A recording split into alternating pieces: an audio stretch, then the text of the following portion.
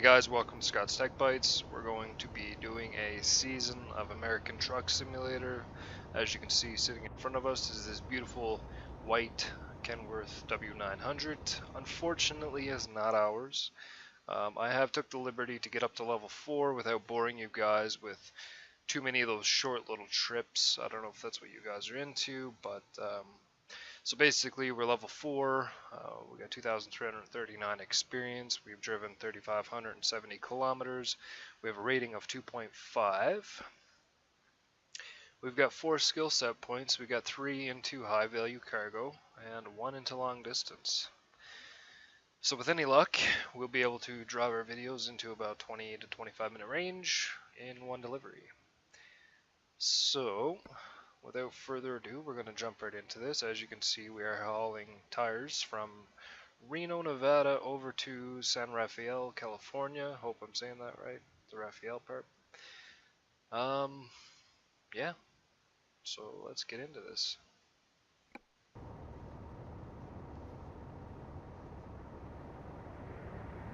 Also took me a little bit to set my steering wheel up the way I kind of wanted it, and to find a mod that I wanted. As you can see, we don't actually have a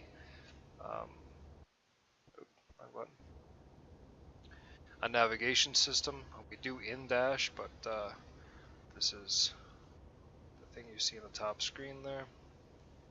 That's what we're going to be using. So without further ado, let's jump into this and get this cargo hauled to where it needs to be. Did I actually just take the wrong way out of here? Oops. No. Okay. I was going to say, wow, I've gone the wrong way already. First episode, first load on the new episode, that could be bad.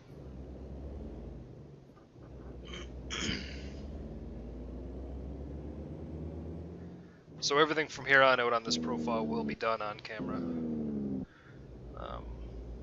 Like I said, I just really wanted to get into some longer hauls and whatever, just to get our video length where it needed to be, I think, for the videos itself. So, and gonna be taking a left.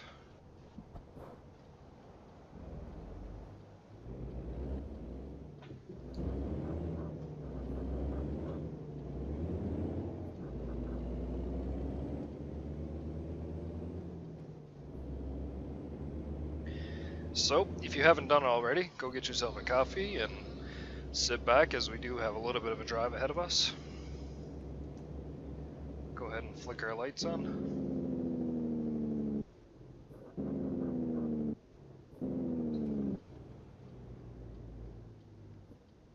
They've made some really big improvements over European Truck Simulator in my eyes.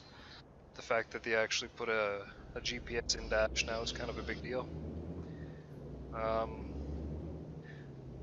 don't know, something about it just feels different. Feels more authentic to me, I guess. I don't know, maybe it's just because I'm Canadian and I'm used to the way of the roads and the road laws and whatever like that, but yeah. I'm hoping that by the time we actually have enough money to go buy a truck, the Peterbilt 389 that they're putting out for a DLC is in, since that is my favorite truck in real life.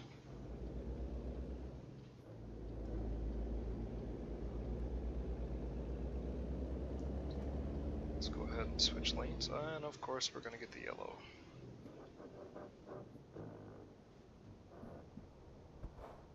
I have noticed that if you grind the gears too much, like you just heard, eventually you will end up with a check engine light, and it hinders your performance quite a bit, actually, from what I could tell. Just things like that add just that extra touch of realism. Kind of really blows my mind. So it's currently 10:30 a.m. We're good on fuel. We got $26,000 in the bank, and it's currently 37 degrees Celsius. So maybe you want to trade in that coffee for a nice cold glass of ice water, or even better, a beer. And if you're going to have one for me. We're on turning off that. Oh shoot, we were supposed to turn off that one. No big deal. We can just go up here. And that's weird how they have that set up. You can actually take two different routes.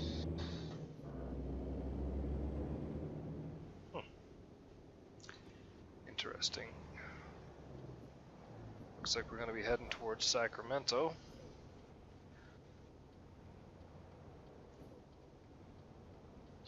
So our estimated time of arrival is Thursday at 5:21 p.m. Perfect for rush hour. That's something else I kind of noticed with this game is rush hour seems to have a bit of an effect on the gameplay itself. Traffic seems a little heavier in through the city areas, and I don't know if it was like that in European Truck Simulator or not, but something I've definitely noticed in this game.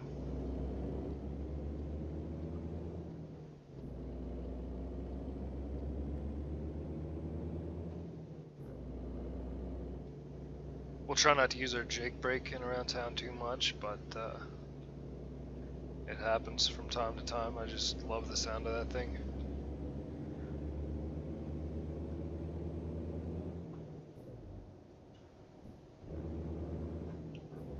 I almost switched into the wrong gear.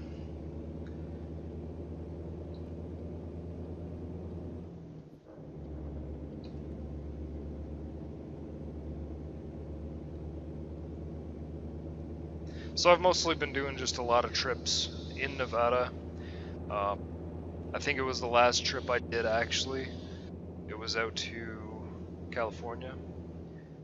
So I do have quite a bit unlocked in Nevada. Not that much, but still enough.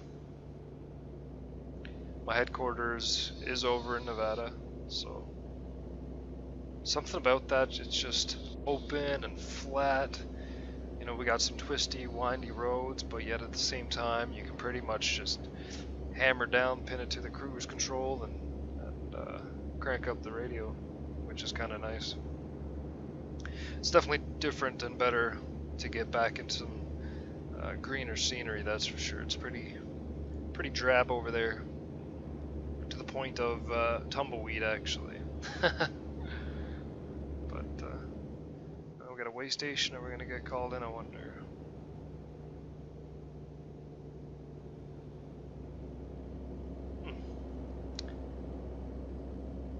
I'm really hoping that this new GPS slash, I don't know, whatever mod I added here, hope that picks up on those way stations and will actually show me that I'm getting called in. But I just blew that one, and that cop didn't ticket me, so I think we're good.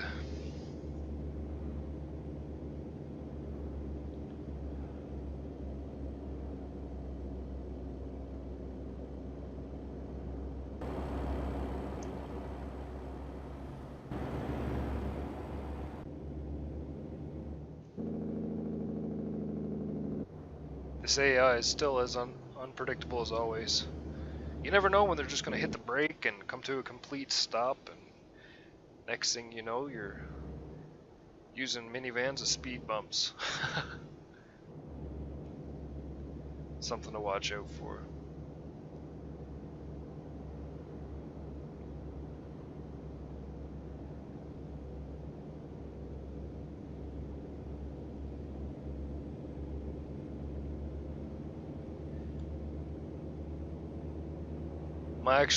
My older brother's a truck driver, and I ended up texting him a few nights ago getting tips and tricks on gear shifting and points of shifting and all that stuff, and got some good feedback, that's for sure.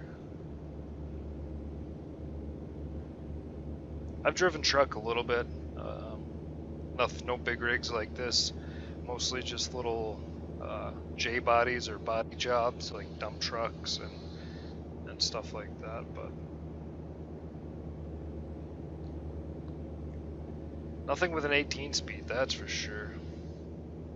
Mostly just 13 speeds, some automatics.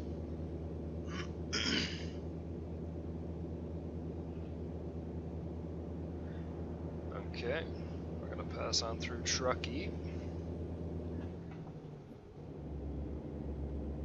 Go ahead and upshift. These trucks are so sweet.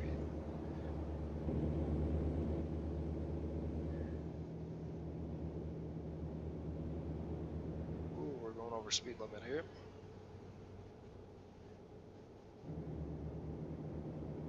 I don't think they'll ticket me for 2 or 3 over. Let's hope not anyway. It's a pretty steep fine if you do get them. I've been fortunate enough to not run into too many police tickets and whatnot, so.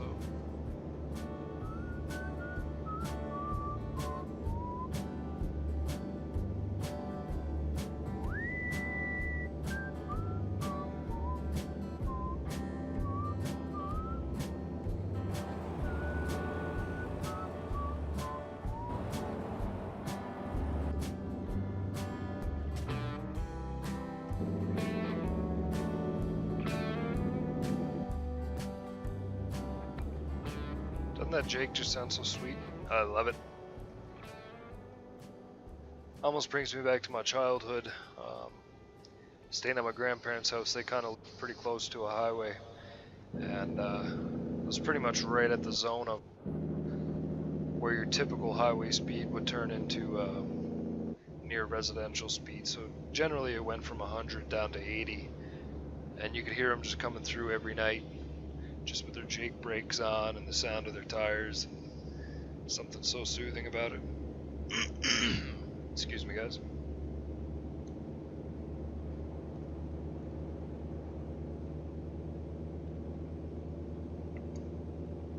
Who knows, maybe one day I will go back and get my trucker's license. But for now, I'm going to become a computer chair checker.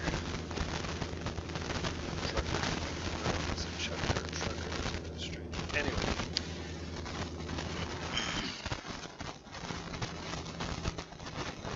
There is one thing about Nevada I do like more than California right at this given point. The speed limit over here is 89. The speed limit over there is 129. So you can get from point A to point B quite a bit quicker.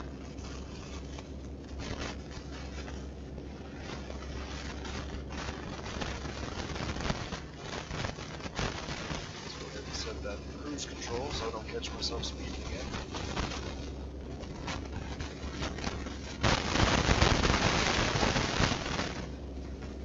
Looks like we're going to make a right-hand turn coming up here pretty soon, so we will deactivate that, get into the Jake a little bit, start gearing this pump down.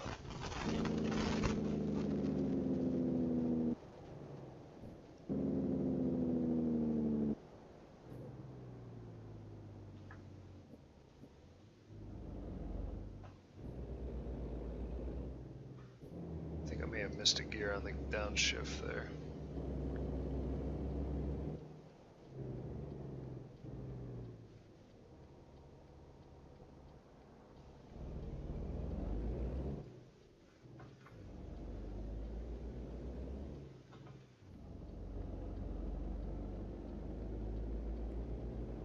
So we have about 86 kilometers until our destination.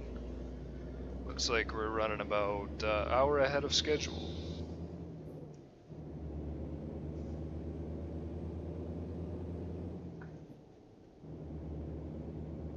Seems like everywhere I go I always make good time. It's kind of strange like that. Not really complaining too much, but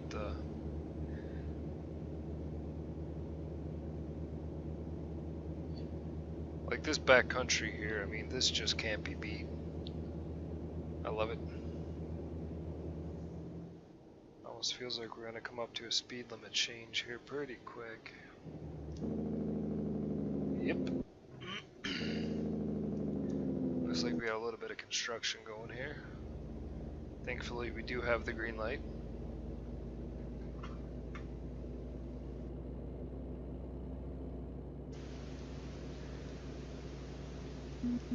Thank you guys, thank you.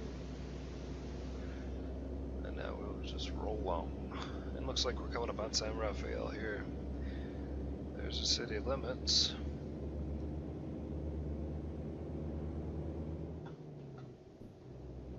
Looks like we're quite a bit ahead of schedule here. Also feels like to me they put a lot more work into these cities. Some of them are just so detailed from some of the other viewers or some of the other YouTubers that I watch.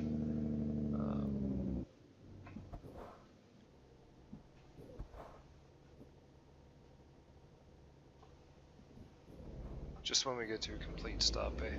Almost like it knows. Almost like it can tell.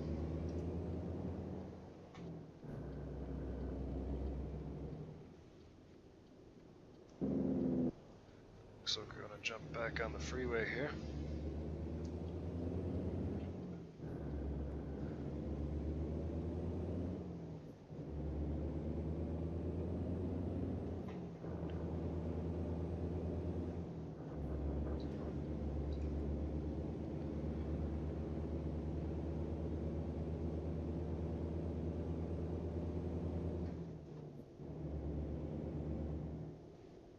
I'm kind of glad that they actually have police cars in this game as opposed to just speed cameras. To me, that felt a little cheap before. I don't know. They've definitely made some improvements in this game over European Truck Simulator, that's for sure. Don't get me wrong, they did a really good job on that European Truck Simulator too, but I just don't feel it's of this caliber. They've definitely outdone themselves. A lot of people are complaining that it doesn't have the content that it should have for the amount of time that it took them to release this, but I kind of disagree. I think they went over and above of what they already have here, and the fact that some of the DLC that's coming up is going to be free, I mean, you can't really argue with that, so. But we got about 8 kilometers to our destination. We do have the drop-off set to,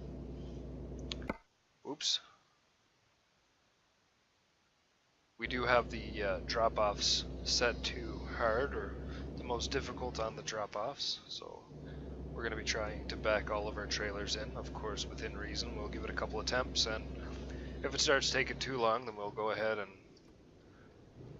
do the auto park. But I think we should be able to get this. If only I knew where it had to go. It's through here somewhere.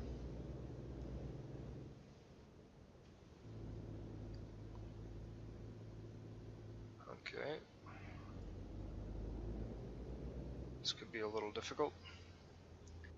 I almost think I should have backed all the way in here. I wonder if I can actually, can we get rid of that? There we go. Wonder, can I get my truck turned around here? Do I have enough room? Of course we're going to stall it. Let's go ahead. Back up a touch. Oop, should be close enough there.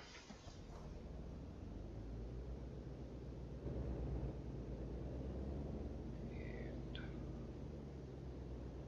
we're going to try to get our truck over as far as this way as we can, I guess. Cut it back this way, straighten out.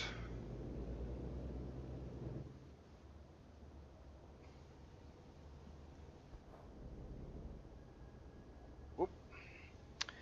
Sorry, don't mean to be beating stuff up. I don't know if we're going to be able to get it straightened up the way we need it or not. What we'll do is we'll actually go out around the corner here just a touch, just to get the trailer.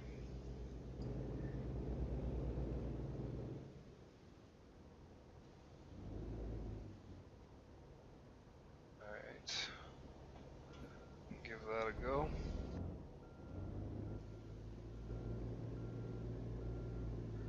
Kind of sucks because when you look at the window, all you can see is this pipe. It's not too bad on this one, but some of them got that big heat shield, and makes looking out the window very difficult. Are we coming around here?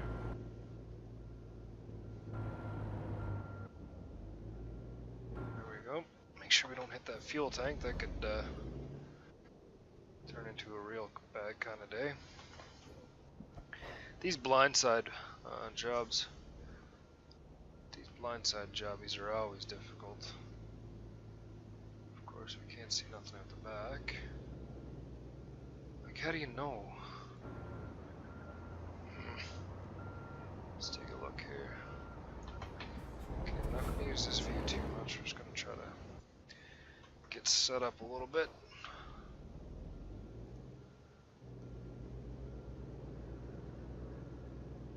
I can kind of see it back there now. But when do you really start cutting it? Somewhere there should be good. If we can get that back end swung around. Probably shouldn't jackknife it too hard. And I did. Sorry guys.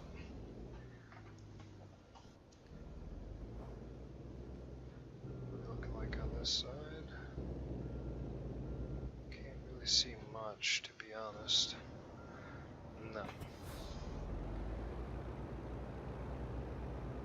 Some of you guys are probably cringing, especially my brother if you're watching right now. Dude, I am sorry. Alright.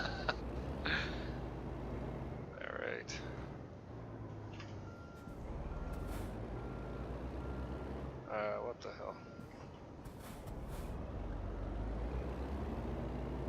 We're gonna get this. Almost should be further over the other way, I think. I don't know if I'm gonna have the clearance for my truck. Whatever. We'll keep practicing this, I promise. We'll get there eventually.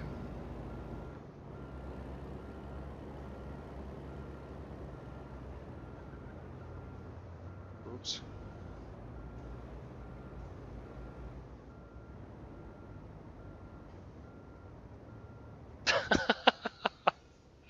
Not exactly where they want it, but that guy doesn't look impressed. I think he just made a mockery of our parking job here. Let's see if we can't get this sorted out for these guys a little bit better than that.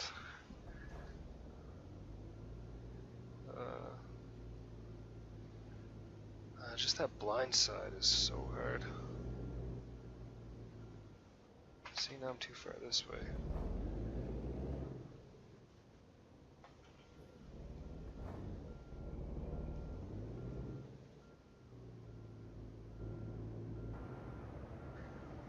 Alright guys, we're just gonna park it there, and oh, it's not even accepting it. Oh, there we go. Okay, so apparently somehow that was excellent, although we've brushed up against a couple things and completely failed at parking, but we'll take it, and yeah, we won't say too much more about it. Anyway guys, I think we're going to wrap it up here. Next time we'll be selecting a new load together, and thanks for tuning in. Don't forget to subscribe if you haven't already. Leave a like or a comment in the comment section below, and peace.